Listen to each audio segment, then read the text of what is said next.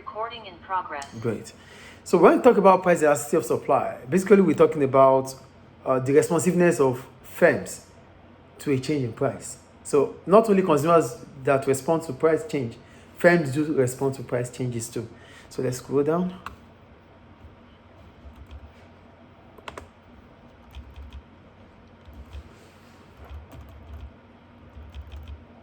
Okay. What is price elasticity of supply? When the price of goods changes, the amount supplied will also change. However, the size of the change in supply is not likely to be the same for all products. For example, they make the example, which I'm not going to dwell into. So what they are saying is this: there's going to be a change in price. And as soon as there's a change in price, it is important for firms or producers to respond to that change in price. Either to increase it or to reduce the supply. So what is price elasticity of supply itself? Is the degree of responsiveness between the quantity supplied of a product as a result of a change in price. Clear, right? Great. So here we have PES. We have a steep one and a flatter one. I think you can see it. For SA, it's steep, and for SB, it's flatter. So if it is steep, it is inelastic. If it is flatter, it's elastic. I think that point is clear. Yeah. So we'll go on.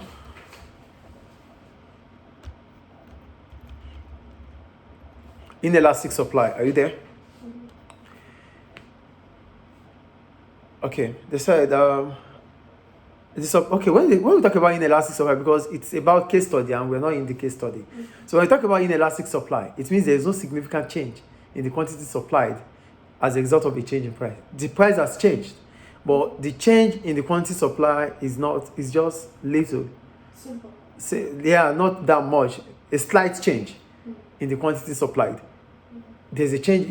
Normally with supply, as soon as price changes, especially if price increases, producers want to supply more. Yeah. But if they are unable to supply more as a result of this change in price, it is inelastic. Inelastic is clear, right? Yeah. Great. The example is there. So this is inelastic supply anyway. I think you know the graph when you see it. Yeah. Great. So we go to calculating the value of price elasticity of supply. Are you there? No. So it's percentage change in the quantity supplied over percentage change in price. It's the same formula as PED, but you just have to change quantity demanded to quantity supplied. Simple. Is it clear? Yeah. Shall we move on? Mm-hmm. Now, as soon as we calculate, we have to interpret. Yes or no? Great. So the interpretation is this: if the value of the PES is less than 1, it means inelastic. Then from 0.1 to 0.9, it's inelastic. Can you repeat? Yeah. Interpretation of the PES. If the PES is less than 1, from 0.1 to 0.9, it is inelastic. If the PES is greater than 1, it is elastic. If it is 0, it is perfectly inelastic. If it is to infinity, that means 5, 7, and the rest, it is perfectly elastic. Perfectly elastic. And if it is equals to 1, that means it passes through the slope of the supply curve. It is unitary. It divides it into 2. Quantity supplied and price. It divided it into 2. So it is unitary. Is it clear? Yeah. So we move on. So price elasticity and the slope of the supply curve. That's the slope. So are you there? Okay. A perfectly inelastic supply curve is vertical. If it is vertical, it means you cannot change it. So it's inelastic. Vertical, is inelastic. Vertical is inelastic. If it is perfectly elastic, horizontal.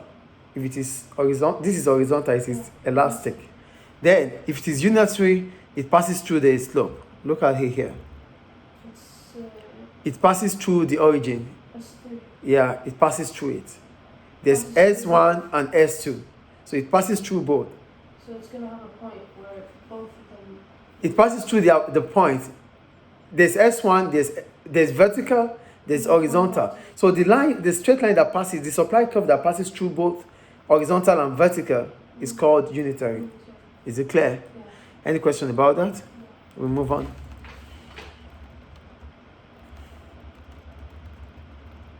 Factors influencing PES. Are you there? So we're talking about the factors that might make supply to change or to remain or to change, either to increase or to decrease. Thank you. So if producers have easy access to the first one is factors of production. Factors of production are resources that we use in the production of goods and services. Factors of production are resources used in the production of goods and services. So if we have access to factors of production like raw materials, land, labor,